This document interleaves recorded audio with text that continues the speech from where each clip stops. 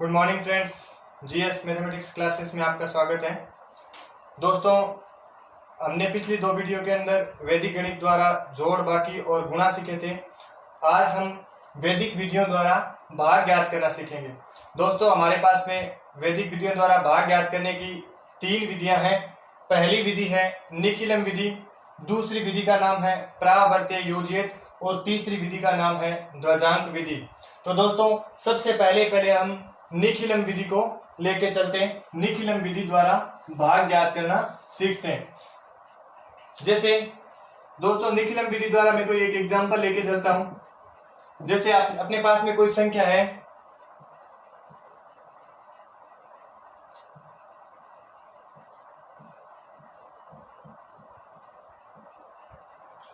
दोस्तों हमें ये कोई संख्या दी हुई है 111,034 और उसके अंदर अपने को भाग करना है 889 से।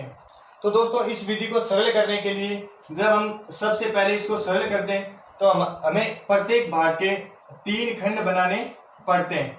दोस्तों, हमारे पास में जो पहला खंड है उसको हम बोलते हैं प्रथम खंड। उसके बाद में दोस्तों हमारे पास में आएगा मध्य खंड, और जो दोस्तों तीसरा है वो हमारे पास में होगा तृतीय खंड। अब देखो दोस्तों, इस भाग को तीन टुकड़ों में हमने विभाजित कर लिया। तीन टुकड़ों में विभाजित करने के बाद में जो हमारे पास में पहला खंड है, इस खंड के अंदर हम जो भाजक है हमारा 889, इसको लिखते हैं।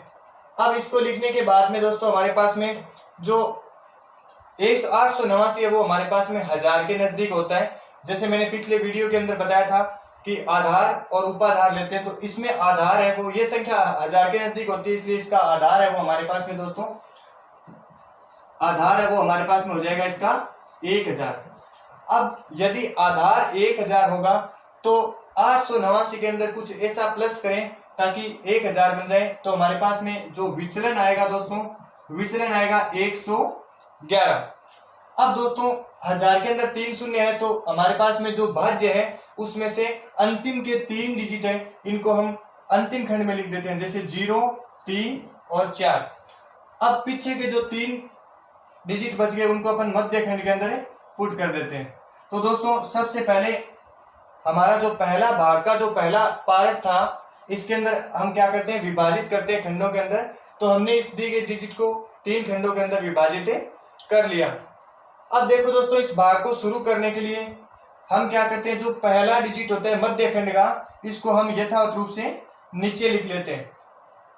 अब दोस्तों क्या करते हैं, ये जो 1 आया है इसको इस विचलन से हम क्या करवाते हैं, गुणा करवाते हैं। तो विचलन से गुणा करवाएंगे दोस्तों, पहला जो पार्ट था अब इसके नीचे कोई संख्या नहीं लिखी जाएगी। तो इस 1 को जब हम 111 से गुणा कराएंगे तो 1, 1 और 1, ये जो प्रत्येक डिजिट के नीचे एक ही डिजिट आना है। अब उसके बाद में दोस्तों हम क्या करते हैं, इस 1 को और इस 1 को क्या कर देते हैं, प्लस कर देते हैं। तो हमारे पास में कितना आएगा, 2 आएगा। अब वापिस दोस्तों जो दूसरा पार्ट था इसके नीचे भी कोई अंक नहीं आना। इस 2 को हम वापिस 111 से गुणा करवाएंगे तो दोस्तों हमारे पास में वैल्यू आएगा 222। तो 2, 2 और 2। उसके बाद में वापिस हम इसी प्रोसेस को दोहराते हैं।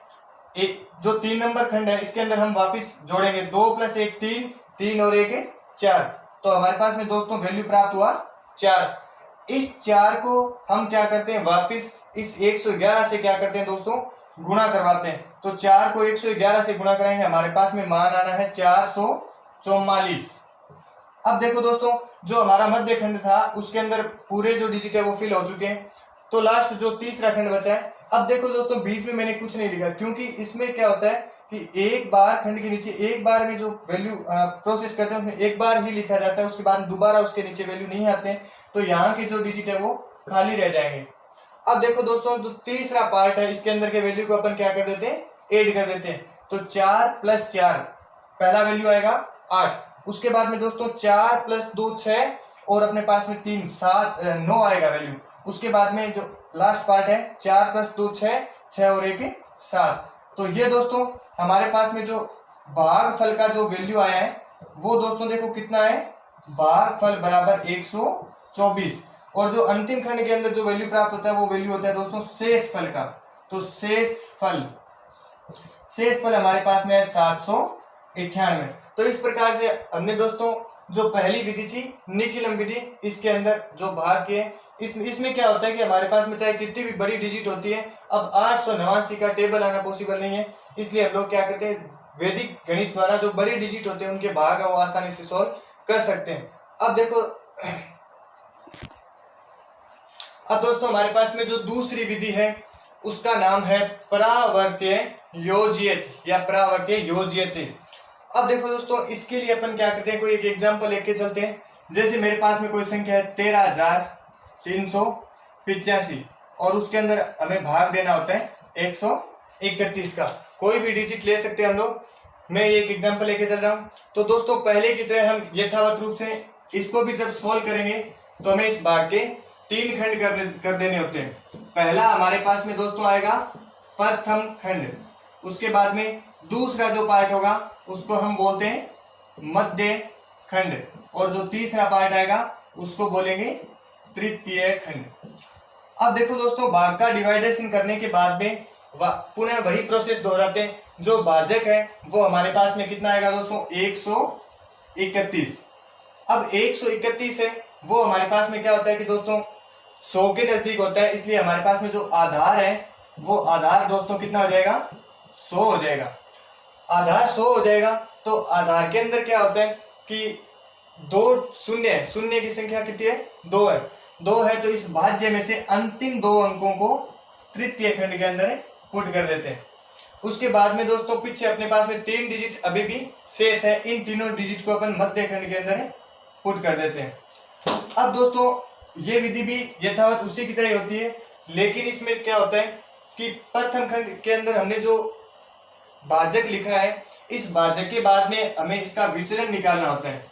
पिछले वीडियो के अंदर हमने दोस्तों पढ़ा था विचलन क्या होता है। जैसे मैंने आधार ले रखा है 100, तो इस आधार से जो भाजक है वो कितना ज्यादा है, 100 से कितना ज्यादा है, तो दोस्तों हम देख रहे हैं कि ये 31 ज्यादा है, तो हमारे पास में विचलन का वैल्यू है वो प्लस का 31 हो गया। लेकिन जो हमारी विधि है उसका नाम है परावर्त्य योज्यते। तो परावर्त्य का मतलब होता है परिवर्तन करना। तो दोस्तों इसमें एक चीज नई जुड़ जाती है, वो है परिवर्तित अंक। परिवर्तित अंक के लिए क्या किया जाता है, जो विचलन यदि प्लस का होता है दोस्तों तो परिवर्तित अंक है उसको माइनस में बना देते हैं, और यदि विचलन माइनस का होगा तो परावर्तित अंक कैसा कर देंगे, प्लस का कर देंगे। तो जैसा हम यहाँ देख रहे हैं विचलन प्लस का 31 था, इसलिए हम इसको माइनस का बनाने के लिए इसके ऊपर ये बार का चिन्ह लगा देते हैं, विनकुलम चिन्ह बोल सकते हैं इसको। अब देखो दोस्तों, पुनः जो पहली प्रोसेस थी पहले विधि के अंदर, वही प्रोसेस का अपन दोहराव करते हैं। जो पहला डिजिट है 1, इसको यथावत रूप से क्या लाएंगे, नीचे लाएंगे। उसके बाद में दोस्तों इस 1 को हम इस 31 से वापस क्या करवाते हैं, गुणा करवाते हैं। तो 1 को 31 से गुणा कराएंगे दोस्तों, कितना आएगा, 31। निखिलम विधि के अंदर सारे डिजिट क्या होता है, इधर वाले डिजिट है वो जुड़ते जाएंगे, लेकिन हमारे यहाँ जो परिवर्तित अंक था वो कैसा था, माइनस था, इसलिए यहाँ पर अब की बार जो दोस्तों डिजिट है वो कैसे होंगे, माइनस के होंगे। तो इसलिए हम इस 3 में से 3 को माइनस करेंगे दोस्तों, कितना आएगा, 0। आगे की प्रोसेस है उसमें इस 0 को इस परावर्तित अंक से क्या करवाते हैं, गुणा करवाते हैं। अब इस डिजिट के नीचे कोई भी वैल्यू नहीं आना, तो इस 0 को इस 31 से गुणा करवाएंगे तो हमारे पास में वैल्यू आएगा 0 आएगा, सॉरी 0 आएगा। तो इस 0 को हम क्या करते हैं, यहां लिख देते हैं। आगे की प्रोसेस में दोस्तों अब की बार इस 3 में से इस 1 को क्या करेंगे, माइनस करेंगे, तो हमारे पास में वैल्यू कितना आएगा, 2। अब इस 2 को दोस्तों 31 से क्या करवाते हैं, गुणा करवाते हैं। तो 31 को 2 से गुणा करवाएंगे, कितना आएगा, 62। इस 62 को यहां लिख देते हैं। अब जो बीच का डिजिट था उसके अंदर जैसे ये प्रोसेस है तो आगे का पूरा वैल्यू क्या रहता है, खाली रहता है। इसमें एक बार वैल्यू आ गया तो आगे का वैल्यू क्या रहेगा, खाली रहेगा। अब जैसे दोस्तों ये 31 है वो भी कैसा आया, माइनस का, क्योंकि 31 माइनस का था।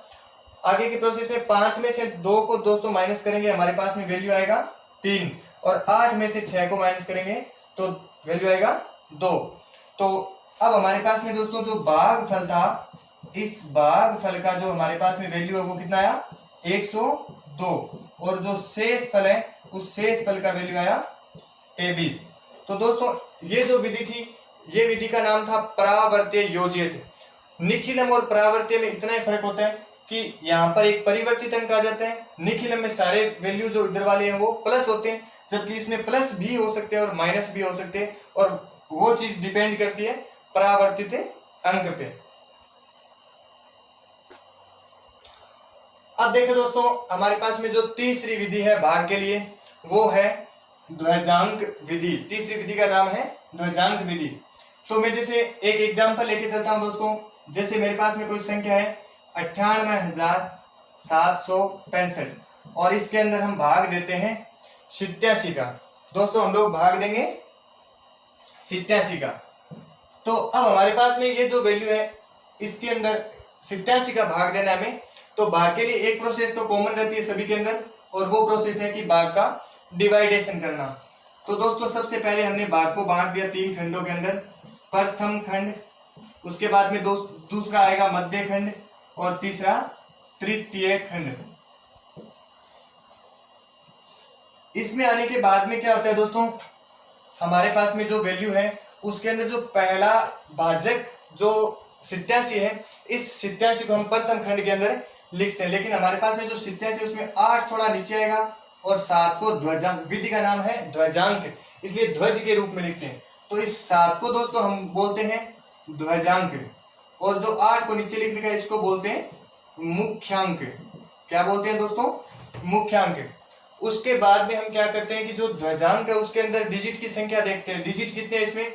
1 डिजिट है, इसलिए जो भाज्य है अपने पास में, इस भाज्य में से हम क्या करते हैं कि जो अंतिम डिजिट होता है उसको तृतीय खंड के अंदर लिख देते हैं। बाकी के जो डिजिट बच जाते हैं दोस्तों उसको मध्य खंड के अंदर पुट कर देते हैं, थोड़ा थोड़ा डिस्टेंस दे करके या गैप दे करके लिख देते हैं।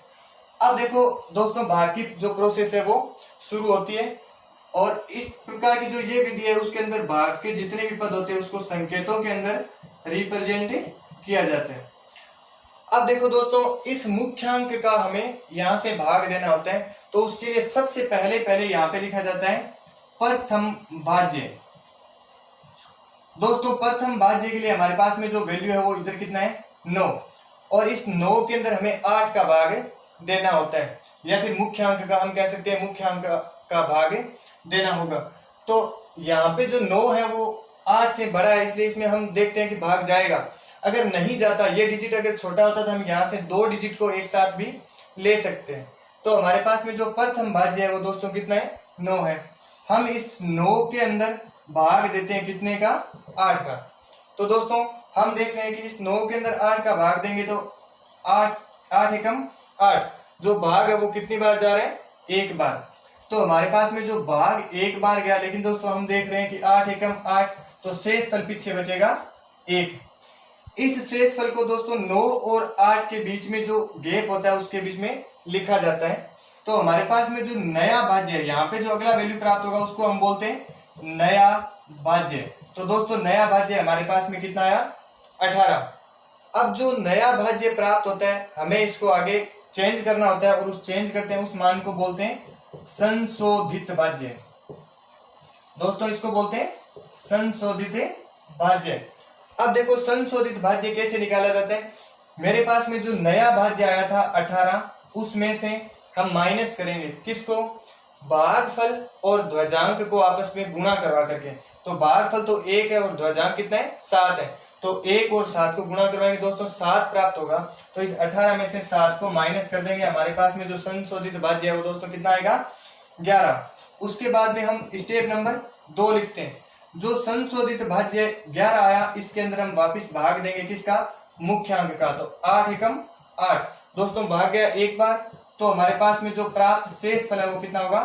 3 जो शेष फल प्राप्त हुआ इसको हम आगे 8 और 7 के बीच में यहाँ पे लिख देंगे। तो दोस्तों पुनः हमारे पास में क्या प्राप्त हो गया? नया भाज्य प्राप्त हो गया। तो नया भाज्य दोस्तों हमारे पास में कितना आया? 37। अब हम इस नए भाज्य को वापिस दोस्तों बदलेंगे किसमें? संशोधित भाज्य में। हम इसको संशोधित भाज्य में बदलेंगे, तो जो 37 है इसमें से हमें माइनस करना पड़ेगा किसको? यहाँ पे जो भाग है वो कितनी बार गया था? 1 बार। तो इस 37 में से माइनस करेंगे 1 और गुणा में मुख्य ध्वजांक कितना है? 7। तो 1 को 7 से गुणा करेंगे दोस्तों 7 प्राप्त होगा। तो 37 में से 7 को माइनस करेंगे, हमारे पास में मान है वो कितना आएगा? 30। उसके बाद में ये संशोधित भाज्य आने के बाद में दोस्तों वापस जो स्टेप नंबर 3 है इसको लेके चलेंगे। हम इस 30 के अंदर भाग देंगे 8 का, मुख्यांक 8 है, 8 का भाग देखें तो 8 एकम 8, 8 दूने 16, 8 तिरे 24। तो दोस्तों हम देख रहे हैं कि भाग है वो कितनी बार जा रहे हैं, 3 बार जा रहे हैं। 3 बार भाग जा रहे हैं, तो दोस्तों हमारे पास में जो शेष फल है वो कितना प्राप्त होगा, 6 प्राप्त होगा। इस 6 को हम आगे ट्रांसफर कर देते हैं 7 और 6 के बीच में, तो हमारे पास में पुनः दोस्तों क्या प्राप्त हो जाएगा, नया भाज्य। नया भाज्य दोस्तों हमारे पास में 66 आ जाएगा, और नया आने के बाद में हम आगे की जो प्रोसेस है उसमें संशोधित भाज्य निकालते हैं। संशोधित भाज्य निकालेंगे तो दोस्तों ये जो 66 आया था, इस 66 में से माइनस करना होगा किसको, जो भागफल आया था 3 और ध्वजांक है 7, तो 3 और 7 को गुणा करवाएंगे तो हमारे पास में 21 आएगा। इस 21 को दोस्तों 66 में से क्या करेंगे, माइनस करेंगे। 6 में से 1 गया 5 और 6 में से 2 गया 4, तो दोस्तों संशोधित भाज्य हमारे पास में आ गया 45। पुनः स्टेप नंबर अपन क्या करते हैं, 4 लिखते हैं। इस 45 के अंदर दोस्तों हम क्या करेंगे, वापिस 8 का क्या करेंगे दोस्तों, भाग देंगे। 8 क्या था, मुख्यांक, 8 का भाग देंगे तो 8 पंजे 40, भाग है वो दोस्तों 5 बार जा रहे हैं, तो हमारे पास में जो शेष फल है वो आएगा 5। 8 पंजे 40, 45 में से 40 को माइनस कर देंगे तो शेष फल आ जाएगा 5, और भाग है वो गया कितनी बार था, 5 बार, तो इस 5 को हम मध्यखंड के अंदर लिख सकते हैं। अब दोस्तों जो शेष फल हुआ इसको हम तीसरे खंड के अंदर आगे ट्रांसफर कर देंगे, तो हमारे पास में जो नया भाज्य है वो क्या आ जाता है, नया भाज्य दोस्तों 55 प्राप्त हो जाता है। अब नया भाज्य 55 प्राप्त होने के बाद में हम लोग क्या करते हैं, अंतिम खंड के अंदर एंटर हो गए हैं, और अंतिम खंड के अंदर एंटर होने के बाद में दोस्तों केवल अंतिम शेष फल निकाला जाता है, संशोधित भाज्य नहीं निकाला जाता है। तो अब हमारे पास में जो अंतिम शेष फल आएगा वो किस प्रकार से आएगा, देखो दोस्तों, तो अंतिम शेष फल निकालने के लिए हमारे पास में जो नया भाज्य आया था 55, इसमें से हम लोग क्या करेंगे, माइनस करेंगे किसको, भागफल आया था 5 और ध्वजांक था 7, तो 7 को 5 से गुणा, 7 पंजे 35, तो दोस्तों 55 में से 35 माइनस करेंगे, हमारे पास में वैल्यू आएगा 20, और 20 को हम तीसरे खंड में यहाँ नीचे लिख देते हैं। तो दोस्तों इस प्रकार से हमारा ये जो भाग है वो कंप्लीट हो चुका है। तो ये जो भाग ज्ञात करने की विधि थी ये थी ध्वजांक विधि, और ध्वजांक के अंदर ये भागफल 1135 और जो शेष फल है वो 20 प्राप्त हो गया। तो इस प्रकार से दोस्तों हम वैदिक गणित के अंदर क्या करते हैं कि कोई भी जो बड़ी डिजिट होती है उसको अपन कम टाइम के अंदर सोल्व कर सकते हैं, कम टाइम के अंदर कोई भी बड़ी डिजिट का भाग है वो किया जा सकता है। तो आज हमारा जो भाग का टॉपिक है वो कंप्लीट हो गया है। बाकी नेक्स्ट क्लास के अंदर अपन वर्ग और घन ज्ञात करना सीखेंगे दोस्तों। धन्यवाद।